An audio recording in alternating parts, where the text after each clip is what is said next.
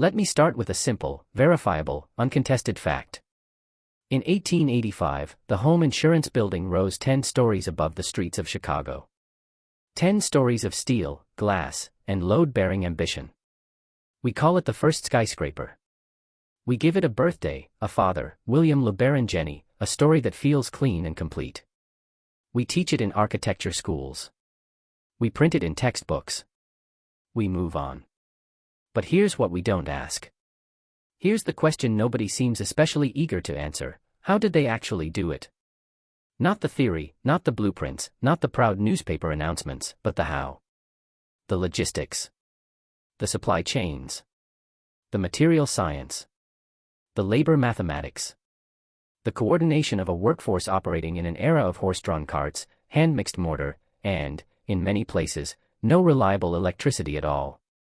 How did men, using tools we would call primitive, and I mean that literally, not poetically, quarry, transport, mill, fabricate, hoist, align, and permanently fix millions of pounds of dressed stone and structural steel to tolerances a modern engineer would accept? How? That's not rhetorical. I mean it literally. How? I've spent a lot of time studying the photographic record of early skyscraper construction. And I want to be precise about what I mean when I say the record is incomplete. I don't mean it's sparse. Sparse would be understandable. Photography was young, film expensive, documentation inconsistent. Sparse, I can accept. What I can't accept is the specific and peculiar nature of what's missing. We have thousands of photographs of finished buildings, gorgeous, detailed, high-resolution images for the era, showing facades, lobbies, ornamental ironwork of breathtaking complexity. We have portraits of the architects, the financiers, the politicians who attended ribbon-cutting ceremonies. We have newspaper coverage, speeches, dedications. What we don't have, in the quantity or detail that the scale of these projects demands, is comprehensive documentation of the construction process itself. The deeper you look, the stranger the contrast becomes. We're taught to think of this as progress, the heroic march of industrial civilization pulling itself up by its bootstraps. And maybe it was. But progress usually leaves a trail. Usually, there's a before and an after, connected by a long, messy, documented, failure-filled middle. We see that middle period for flight, from Cayley's gliders in the 1840s through 1,000 experimental disasters all the way to Kitty Hawk. We see it for steam power, crude Newcomen pumps, then Watt's refinements, then the long unglamorous decades of improvement. We don't really see it for the buildings. Where are the 10-story buildings that struggled? Where are the 12-story buildings that partially collapsed, that needed emergency retrofitting, that stand as monuments to learning curves and trial and error? The pattern repeats with unsettling precision. Magnificent buildings appear fully formed, with a confidence and precision that seems to precede the documentation of how they were achieved. Let me take you to New York, 1902, the Flatiron Building, 22 stories, a steel skeleton wrapped in limestone and terracotta, tapering to an impossibly delicate point where Broadway meets Fifth Avenue at 23rd Street. Stand beneath it and tilt your head back.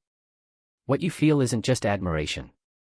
It's a faint creeping disorientation, because something in your gut, the part that understands weight and gravity and the limits of human effort, that part says, this should not be here.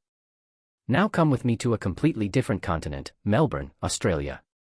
1888, the Rialto Building, 8 stories, a confection of Gothic Revival stonework that would look entirely at home on a medieval European cathedral, except it was built in a city that had been a colonial settlement for barely 50 years. 50 years. Think about what that means. The people who built Melbourne's first permanent European structure were still alive. And now this. Sao Paulo, Brazil, late 1800s, ornate neoclassical buildings with European flourishes appearing in a city that, by all colonial accounts, was still establishing basic infrastructure. Cairo, Buenos Aires, Shanghai, Bombay. The pattern repeats with unsettling precision, not in one place, not in two, but across the world simultaneously. In cities with vastly different resources, labor pools, climates, and levels of industrialization, all producing, within roughly the same narrow historical window, buildings of extraordinary scale and ornamental complexity. And that's where the coordination problem becomes impossible to ignore. Let me dwell on the labor question for a moment, because this is where the official explanation starts to buckle. The Biltmore Estate in Asheville, North Carolina, construction began 1889. The main house alone contains 178,926 square feet. 35 bedrooms, 43 bathrooms, a banquet hall whose oak-beamed ceiling soared 70 feet.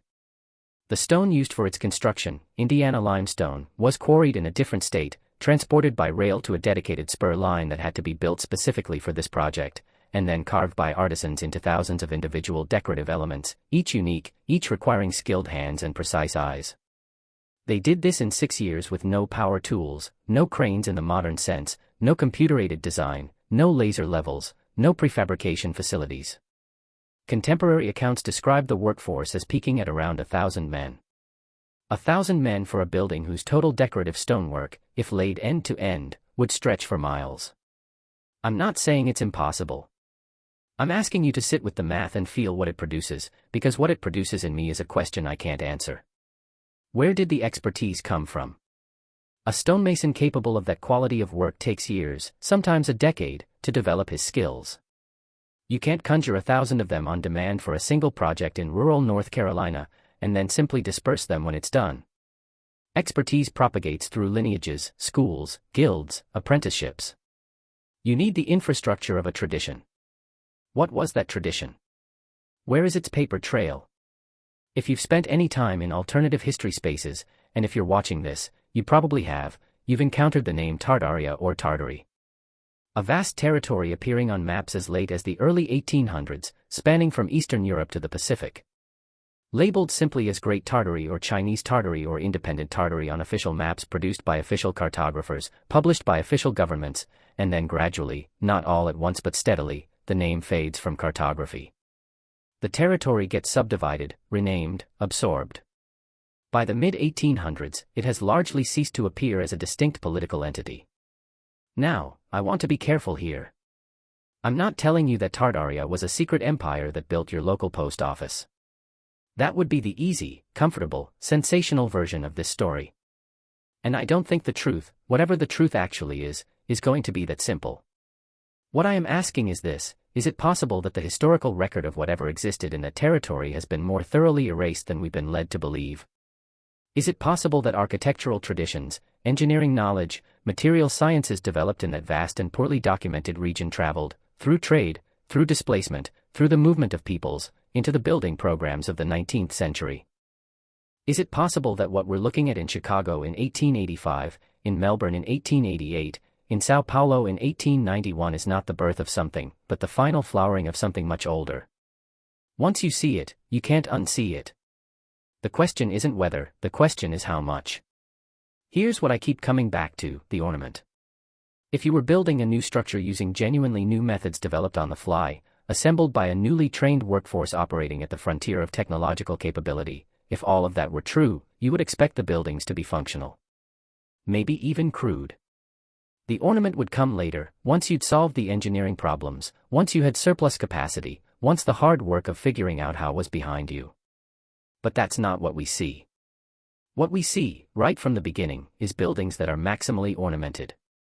Gargoyles and grotesques, egg-and-dart moldings at every cornice, rusticated base courses, polished granite columns, terracotta panels depicting foliage, faces, mythological scenes. And these aren't applied afterward, not tacked on as decorative afterthoughts. They are integrated into the structure. They are structural in many cases, which means whoever designed these buildings, whoever trained the people who built them, already knew, before the first stone was laid, exactly how complex it could be and how intricate it would need to be.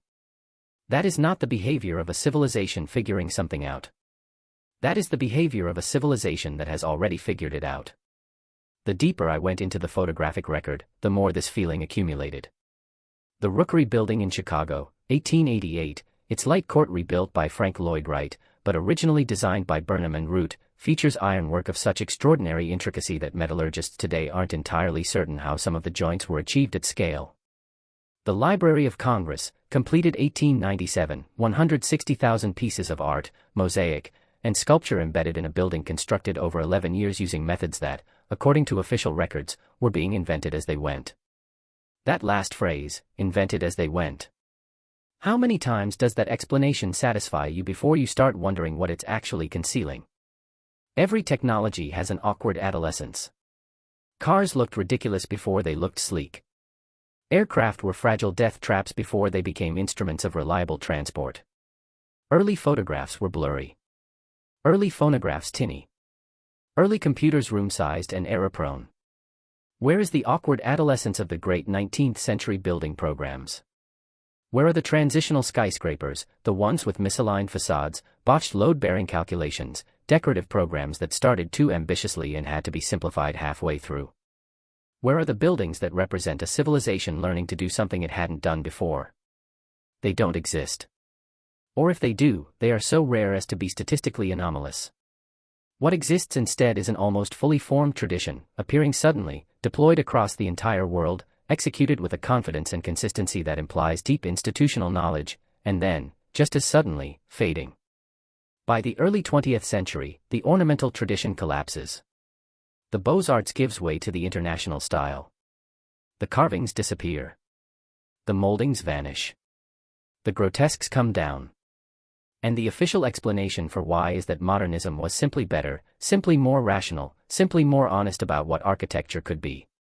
But is that the whole story?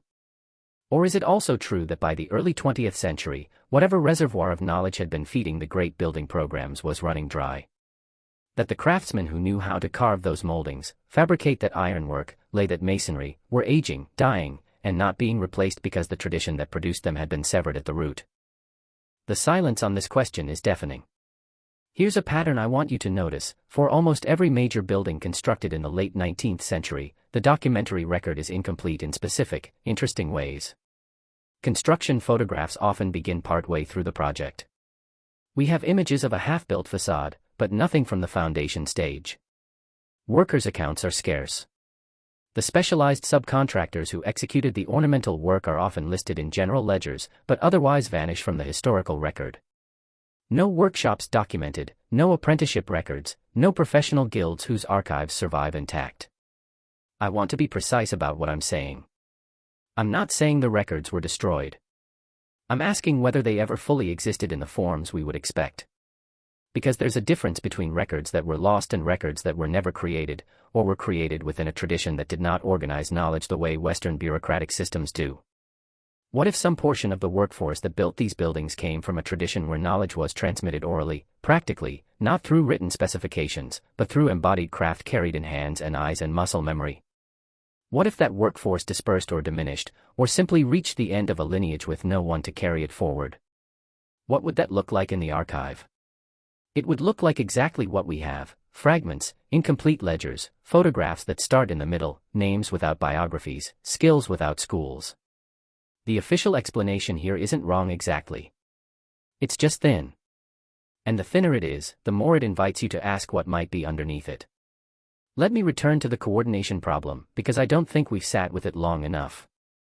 In the 1880s and 1890s, there is no internet, no rapid worldwide communication. The telegraph exists, but it transmits words, not blueprints. International mail is slow, unreliable, frequently lost. And yet, across 6 continents, in cities with no meaningful direct contact with each other, buildings are going up that share not just a general stylistic vocabulary, but specific ornamental details. The same proportional systems, the same constructional sequences, the same integration of structure and decoration, in ways that imply access to a common source. This raises a simple but critical question: what was the common source? The official answer is the architectural schools, the École des Beaux-Arts in Paris, primarily, which trained architects from around the world who then returned home and deployed what they'd learned. And yes, that explains some of it: the formal compositional principles, the classical vocabulary, the preference for symmetry and hierarchy. But it does not explain the craft. Because the architects design the building, but they don't lay the stone. They don't fabricate the iron. They don't carve the capitals. For that, you need craftsmen, and craftsmen are not trained in architecture school. They are trained in workshops, in guilds, in apprenticeships that span decades. And those networks, for the ornamental craft traditions of the late 19th century, are spectacularly poorly documented everywhere at once. Not in Paris, not in Chicago, not in Melbourne, not in Buenos Aires. Everywhere, simultaneously, the record of where these people came from and how they knew what they knew is thin, fragmentary, and oddly consistent in its thinness. The pattern repeats with unsettling precision. I want to ask a different kind of question now, not about the buildings themselves, but about the process of forgetting. Collective amnesia, when it occurs, is rarely total. Usually, there are holdouts, institutions that remember, communities that preserve, individuals who write things down that shouldn't have been written down. And sometimes those holdouts leave traces, in folklore, in regional building traditions, in the persistence of certain techniques in isolated communities long after those techniques had ostensibly been forgotten everywhere else. What you find when you look for these traces is that they exist.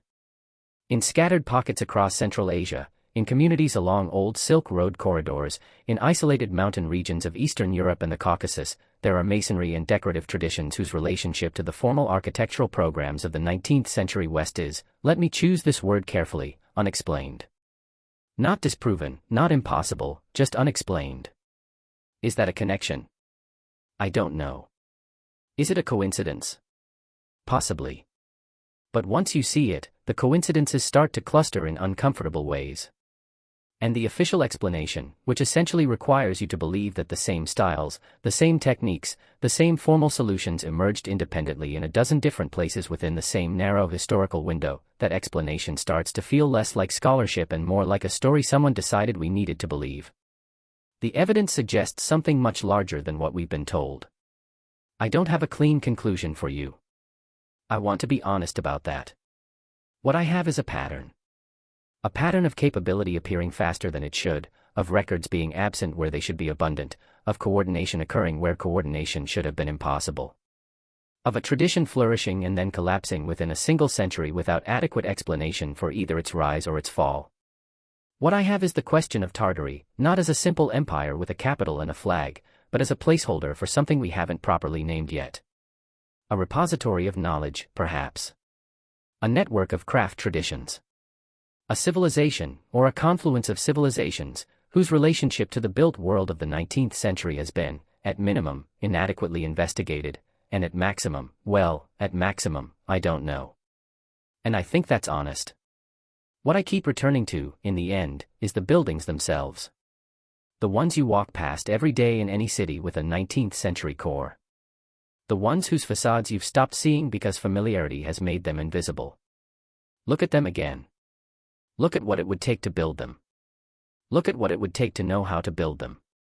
And then ask yourself, does the story we've been given, the heroic march of industrial progress, the self-taught artisans, the newly invented techniques, does that story actually account for what you're looking at? Or does it merely describe it, the way you can describe a magic trick without explaining how it works? Because there is a difference between description and explanation. Between the official record and the full truth. Between what we're told happened and what the evidence, the silent, surviving, still standing evidence in stone and iron and terracotta, what that evidence, impervious to revision, stubbornly, magnificently present, actually shows. They built things we struggle to explain. They knew things we cannot trace. And then somehow that knowledge was gone. Not transferred, not evolved, not superseded. Gone. And nobody, not the historians, not the archivists, not the architectural scholars in their well-funded universities, nobody seems particularly troubled by that. Maybe they should be. Maybe we all should be.